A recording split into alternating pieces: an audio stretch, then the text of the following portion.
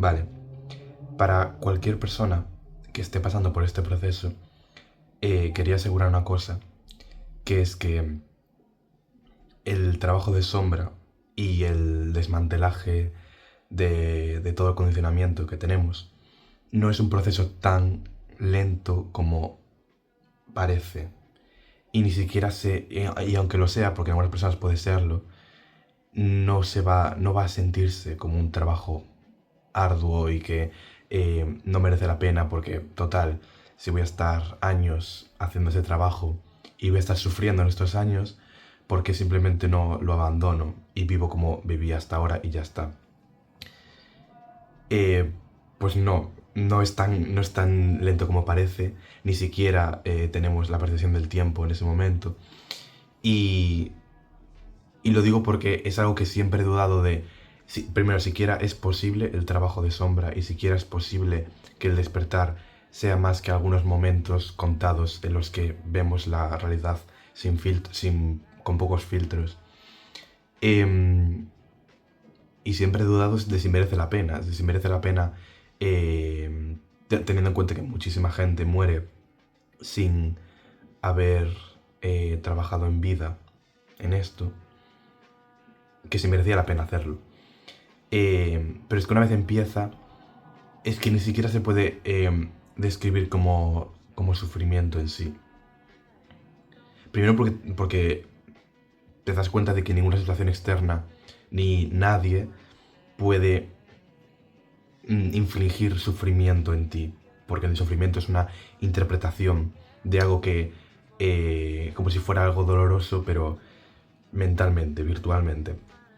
Y una persona puede, y cualquier cosa externa sí que puede infligir dolor, porque el dolor es prácticamente objetivo y, y puede infligir dolor físico, sobre todo, en alguien, en ti, pero el sufrimiento te das cuenta de que no puede ser infligido en ti, y menos por algo externo. He visto la metáfora de ver todo lo externo como un espejo, pero lo veo más como que todo lo que parece externo a tus propios ojos y tu propia cabeza, todo lo que puedes percibir, es más como otra versión en otro momento de uno mismo, no que sea un espejo.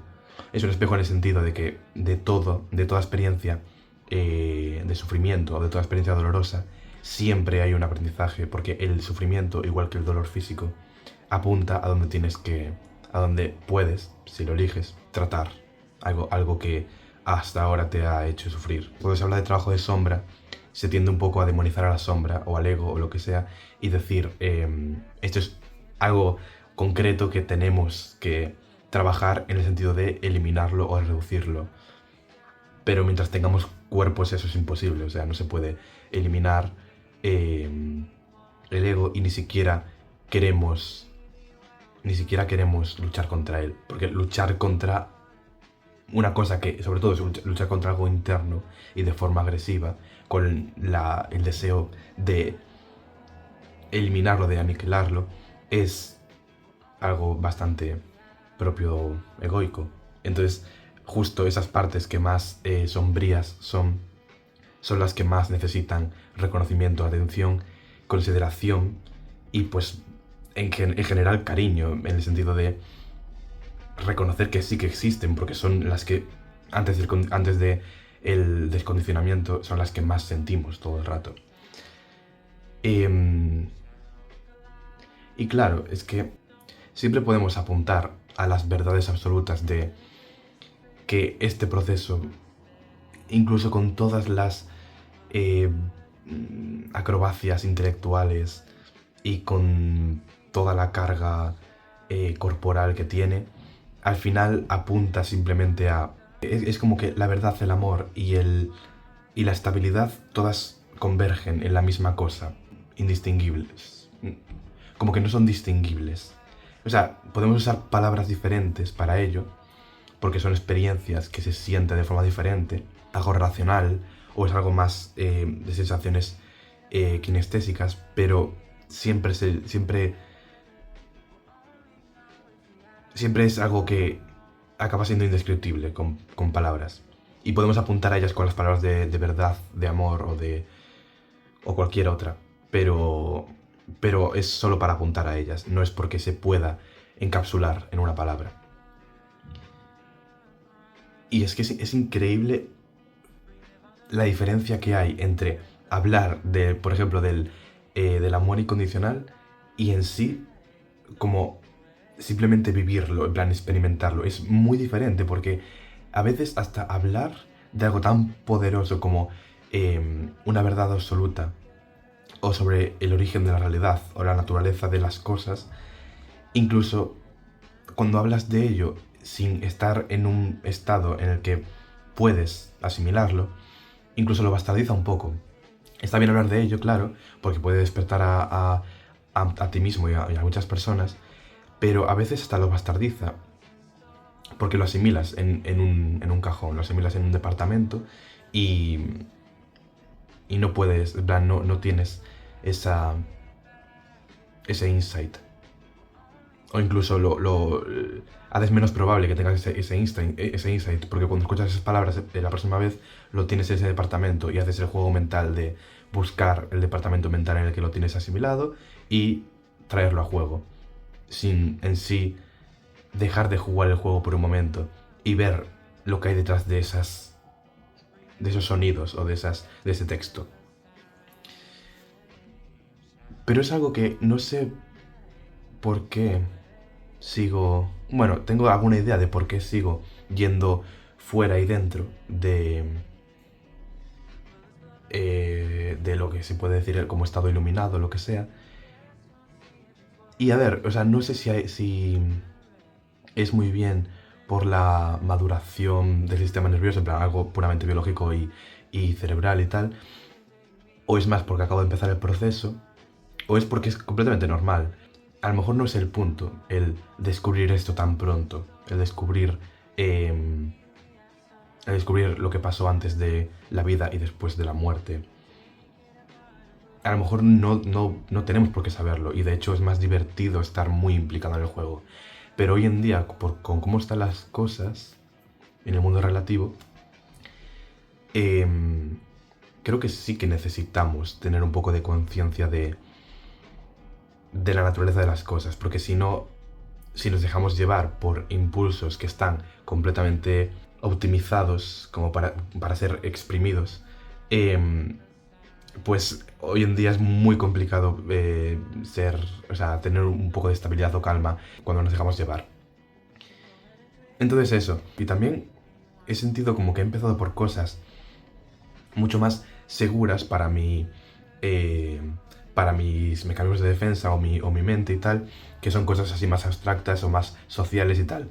Pero cosas en el propio día a día, como como la propia vergüenza que se manifiesta de formas muy diferentes, como el no expresar, el no expresarse como soy cuando tengo el deseo irrefrenable de hacerlo, o el el hacer parecer que estoy de acuerdo con algo que es claramente pues destructivo, o no tomar acción. La inacción es algo que no he trabajado mucho aún.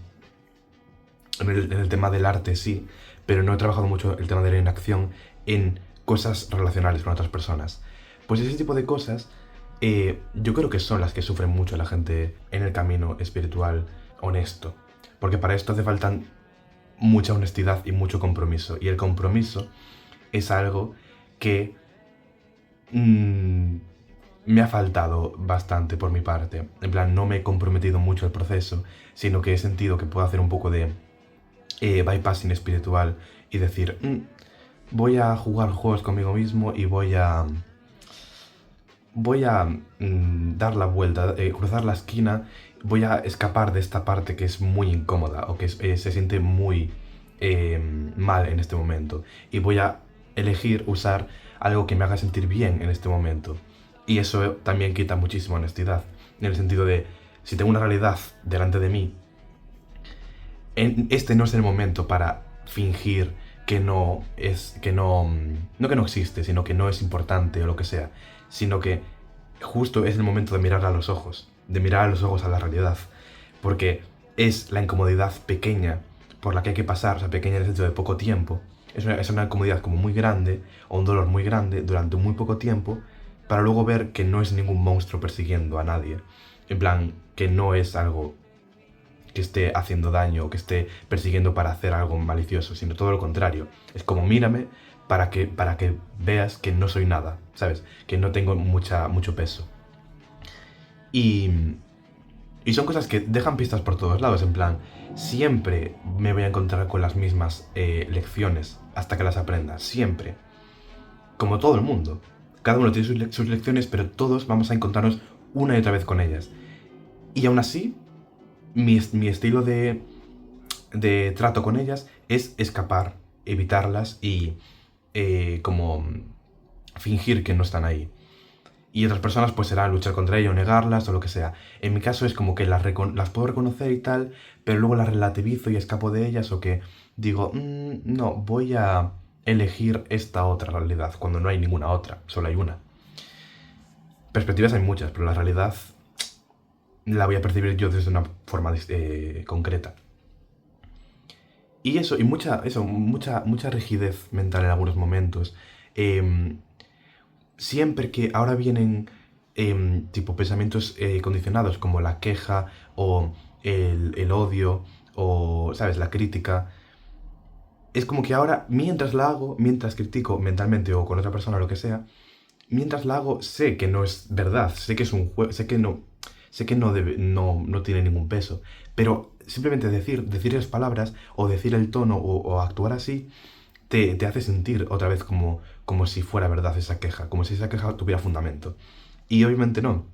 Una queja sobre algo que ya pasó y no va a ocurrir nunca más no tiene ningún peso y no tiene ningún sentido aferrarse a ella. O eso, o hablar de miedos a algo que es claramente solucionable en un segundo, que es algo completamente accesible ahora mismo, no tiene sentido, pero sí que al hacerlo, porque es algo como que te lleva mucho a la comodidad, al confort, te vuelve a poner en ese estado de miedo, de vergüenza, lo que sea. Y lo sigo haciendo, pero es que la elección de no hacerlo es como muy sencilla, parece. En plan, es como, en cualquier momento, cualquier vez, la siguiente vez que pase esto, puedo simplemente elegir no hacerlo. Y a veces pasa, pero es como que la mayoría de veces aún lo elijo. Supongo que es porque las palabras salen sin que yo esté eligiendo nada. Y las palabras salen porque están acostumbradas a salir. Es como que están ya en la fila, ya están muy cerca de la salida. Entonces, simplemente toman su turno. Pero realmente es muy sencillo no hacerlo. También es que aún están, a mí en concreto, una debilidad fuerte, entre comillas, en ese sentido, es las expresiones faciales o las reacciones emocionales de otras personas.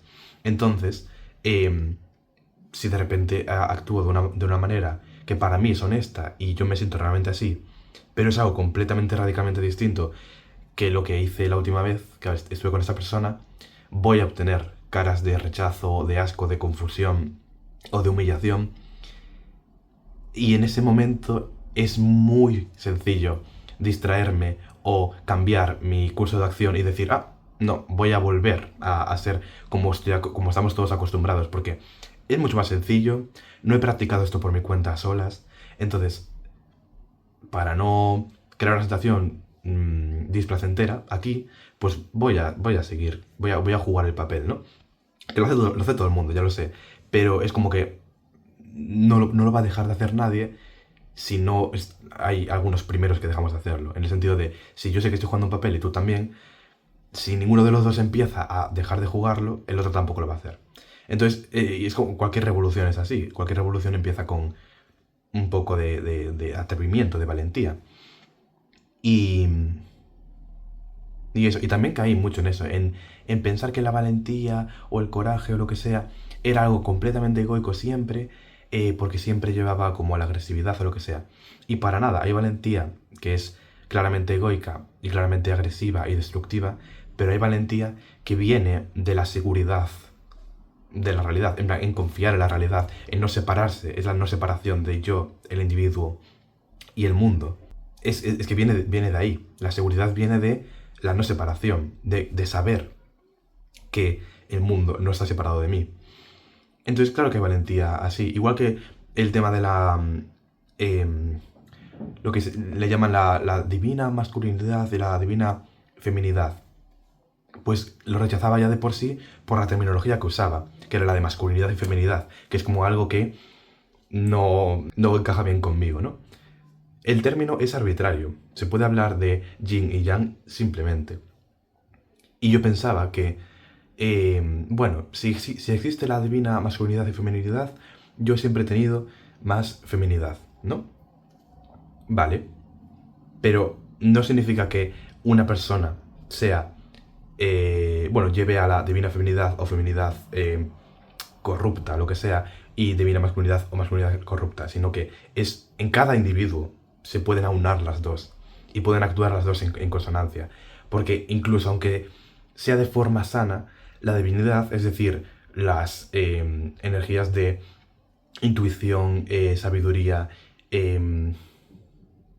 y amor, intuición, sabiduría y amor, no son suficientes para vivir en el mundo relativo. El mundo relativo, que sería como más el yang, necesita también el materialismo, placeres cotidianos y cuerpo. Necesita las dos cosas. La energía creativa es muy importante para no ser un mecanismo andante, pero el mecanismo es importante porque aún tenemos cuerpo, aún tenemos algo con lo que funcionar y hacer acciones, no solo hipotetizar, sentir y quedarse en la inacción. Entonces es simplemente hacer las paces con muchas cosas que antes teníamos muchísimo rechazo hacia ellas y seguimos teniendo cuando nos las presentan, pero ya como de forma muy instintiva. Es que no es algo como que pienses, sino que ahora cuando te vienen los términos de masculinidad en sí, en general, aunque se diga lo que sea de ella, el propio término ya genera un montón de rechazo y de no quiero hablar de ello. En plan, para mí ni siquiera existe o siempre lleva problemas, entonces no voy a hablar de ello. Yo he usado muchísimo el término de humanidad y tal para no meterme en el fregado de mujer y hombre. Pero eso es evitar la realidad incómoda y muy, ¿cómo se dice? Como muy embarrada que se ha creado. Que hay muchísimas asociaciones hacia la mujer y el hombre y son muy negativas o muy positivas o muy distorsionadas. Pero hace falta meterse en ellas. Porque si no, la única gente que habla de ellas es la gente que distorsiona más esos términos. Y son términos que se van a seguir usando. Entonces es muy importante reconceptualizar esas cosas y meterse en ellas de verdad. Y para eso hace falta valentía.